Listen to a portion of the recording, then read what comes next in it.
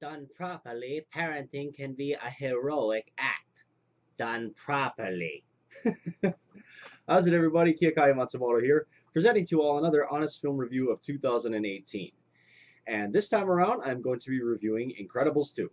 Now, before I get started, let me know in the comments below what you thought of the second installment of the Incredibles franchise. Did you like it? Did you hate it? Or were you just indifferent to it altogether?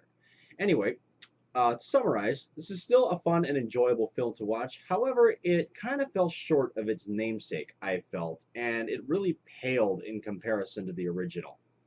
Most of the original voice cast is back for this installment, with a couple of exceptions, thanks to them either retiring, passing away, or their voice cracking, thanks to getting older.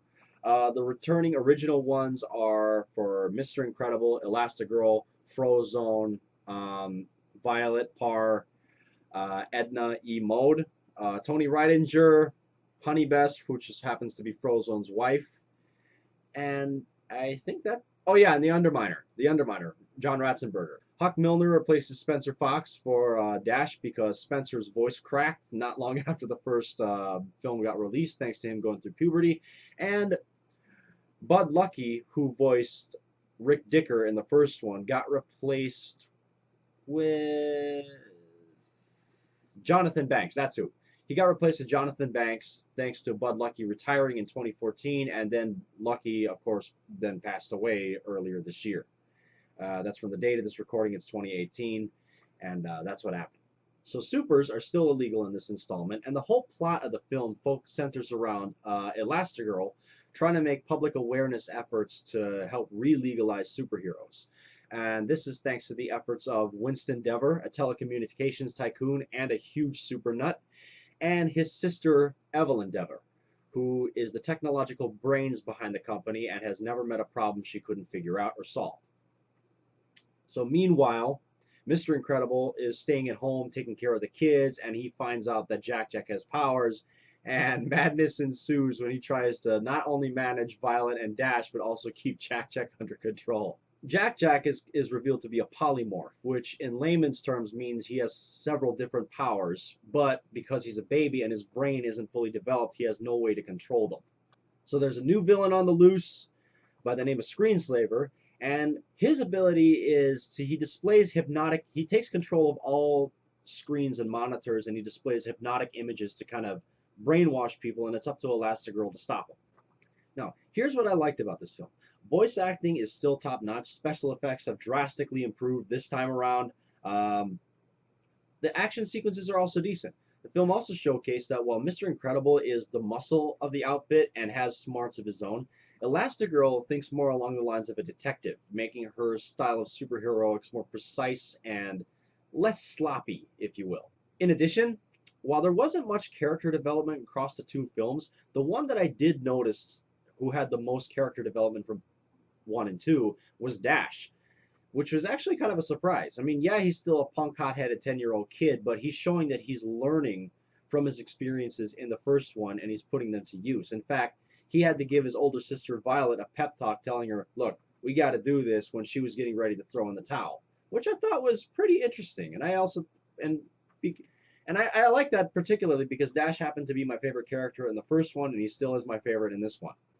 Unfortunately, this film has quite a few drawbacks, and for starters, this one takes place right after the first one ends, so there should be at least some character development and maturity between the characters in the main film, and there's almost none. In fact, most of the original characters in this one seem right back where they started in the first one. Bob and Helen are still arguing about whether or not supers are good and legal in the eyes of the public, the law, and themselves. Violet seems to have replaced her timidness with frequent outbursts of frustration and anger on occasionally, and Frozone is still left on the back burner for most of the film. There also is mild swearing in this film. From what I remember, 2 uses of the word damn and 1 of hell, which I thought was a little surprising considering that that's the first time I've heard mild swearing in an animated film aimed at all ages since the first Shrek movie came out.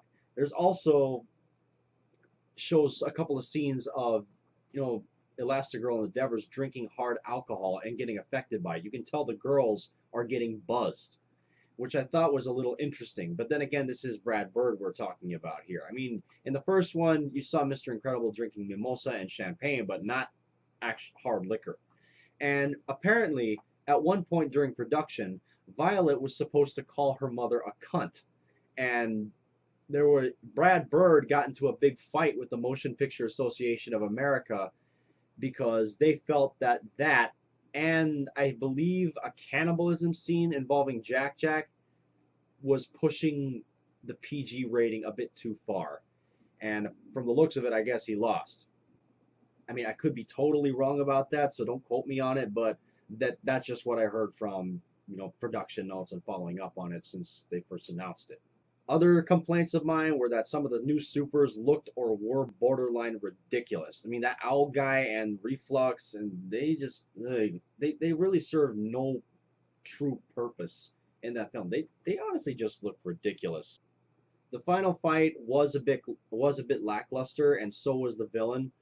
And there were no longer moments in the film that showcased the kid's individual powers, save for Jack Jack and his growing abilities, which is one thing that I really liked in the first one. In the first one, they gave each of the Parr family kind of their own individual moments to shine. Bob got his time in the spotlight, Helen got her time in the spotlight, Violet, Dash, and Jack Jack a small bit. And that's what I missed about it. So if they do make a third one, I hope that they focus more on the kids, because in the first one they focus more on Bob, this one they focus more on Helen, next one I hope they focus more on the kids, if they do that. And honestly, while I did like that it was funny, some of the, comedic scenes did feel a little bit out of place. I mean, Jack Jack versus the raccoon was funny, but come on. That honestly, a raccoon, an animal, visibly squaring up to a baby, dude, you're kind of trying to make this a little more realistic, not like have this thing like more cartoonish, because that's the whole point of that's what Brad Bird was trying to do the first time around, and that raccoon acting like I don't know, I just didn't care for that. In all honesty, some films just work better as a standalone, and The Incredibles is no exception. And I mean, this sequel honestly did not need to happen the way it happened, even though most of us were practically begging for it, me included. But that's also partially Disney's fault, because they pushed the release date for Incredibles 2 up a year and they moved Toy Story 4 back. So they lost a whole year of production. And a lot can happen in that 1 year. So, I honestly, feel like it just could have been better than it was. All in all, though, I would definitely go see it again. But I'm not in a huge hurry to do so, because it really fell flat in comparison to the original. It just really lost a lot of the charm that the original one had. I mean, I still give it a score of 7 out of 10. Good job to director Brad Bird and everyone involved, but I would try to take a little more of your time if you create the third one, so that way history doesn't repeat itself. But anyway, that wraps it up for my review on Incredibles 2. I hope this answers any and all questions you may have about the film. And again, you don't have to agree with my points. You just have to know what I observed and what I saw. So up next for my film reviews, the dinosaurs are out of the park and into the world, which has devastating consequences for everyone involved. Jurassic World, Fallen Kingdom. So again, thank you so much for watching. I hope this answers any and all questions you may have. If not, feel free to shoot me a comment down below. Have a great day or evening, depending on what time zone you're in. Stay safe. Good night, everybody.